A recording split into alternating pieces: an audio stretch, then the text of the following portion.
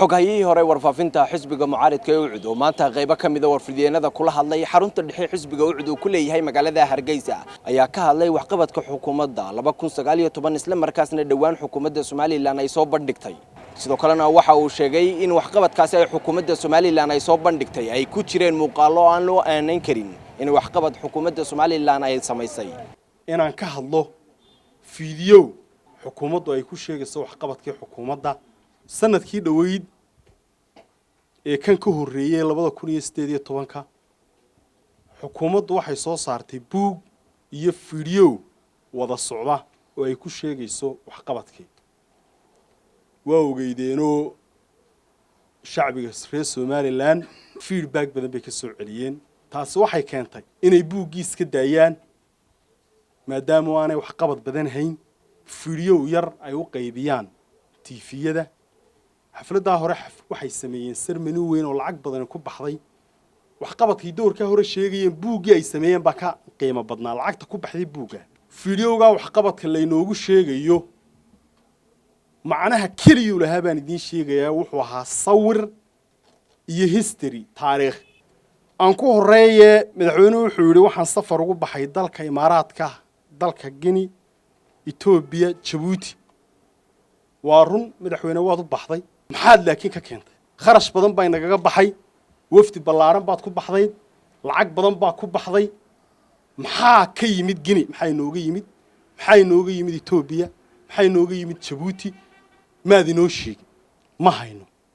waxqabadna waad ku darsatay malaa waxa fiicnayd iyadoo de lacagta ummadda aynu deeyno waxa soo kharash ku baxay haddaan wixii ay soo celinaysa baanay jir waxaan ku xigsiinayaa caafimaadka sanadkan waa ogeydeen 2019 waxa dalka ka dhacay oo inagu soo kordhay xanuunka xuduudiye la yiraahdo gobolka Togdheer ka dhacay xanuunka dad baa u dhintay dad badanna halis bay ku galeen dadku dilayeen waliba dadka waaweyn iyo dadka jilicsan bay ahaayeen waxa la wax burcaaq xanuunka lagaga qabtay oo gurmad ah may jirin Soomaaliland waxay noqotay hooygii qashinka quality control inaga control dawooyinka inoo imanaya xuduudaha iyo badahaba dekedahaba idan la cid inaga eegaysa ma jirto Hargeysa waxaad ka soo helaysaa kiniinka gaaska 500 laga siinayo iyo kii 5000 laga siinayo labadaba wad helaysa standard malihin wax walba way soo galaan xuriyatul qowlka Soomaaliland intay jirtay maanta xuriyatul qowlku halku gaadhay may gaadhin xariga muwaadiniinta caadi noqday xariga siyaasiyiinta xasaanada laba caadi noqday xariga saxaafadda caadi noqday caburinta iyo handidaaduna ka daran siyaasi kulba CID da looga yeerayo oo bacdabada loogu xidhay waa si aanu si hadlin oo aanu wax badan u sii ororan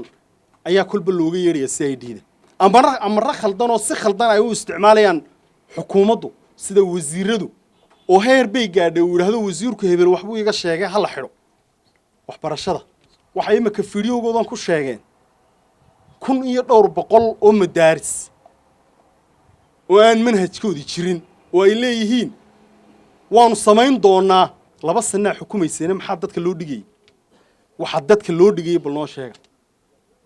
1200 ee madaaris ardaydu ka soo baxayso manhaj meeysani ma jiro waa ceeb weey walibana inay fiidiyoogoda ku xusaana waa ceeb weey waxa halkaas tilmaamaysa in jaantaar rogan wadankan yahay ilaahu inuu wato subhanahu wa ta'ala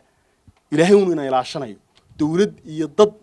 inaga naxayo ilaalinaya dadkanoo masiirkooda iyo ka fikiraya ma jiro iskuulada private ka iskuul waliba wixii isaga choice kale wuxuu ka qaado ardayda waxa la wuxuu doono oran kara standard ay leeyihiin ma jiro iskuul waliba mid walba qiimo gooni uu leeyahay xukuumaddu waxay sheegtay 174 mashruuc ayaanu hirgelinay bay yiraahdeen hal mashruucna oo saameyn leh oo aynu arkayno oo inoo muuqda ma jiro 174 mashruuc ee tuutowsanayna hirgeliseen xukuumadda ugu muuqan waa ma hadda inaan af laga yiraahdo 174 mashruuc sida loo yiraahdo uu fudud yahay laakiin waa inaynu maqalaa waa inaynu aragnaa xogay waxaad sheegtay in waxqabadka xukuumadda ayaa si qoto dheer uga hadashay sida waxaad ka soo qaadatay waxbarashada caafimaadka safarada madaxweynuhu ku baxay waxa kaliya oo aad qirayso leedahay xukuumaddu waxaasna way qabato waan ku bogaadinaynaa miyaan jirin ta dhaliil uun la soo taagantii xisbigan waa xisbiga kaliya ee qira xukuumaddu waxay qabatay wax alla waxa ay sheegayso barnaamijka shaqo qaran oo kaliya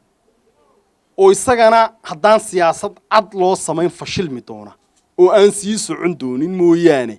wax alla waxaa kale ma tvga madaxa bannaan baan la kulanay baa wax qabada dee annagana ha nagu darsadaan ha yidhaahdaan xisbiyada mucaaradka oo shirar jiraayad qabtana ha yidhaahdaan barnaamijkaa shaqo qaran oo keliya ku jira waxay daruus maxamed axmed ariel tv magaalada hargeysa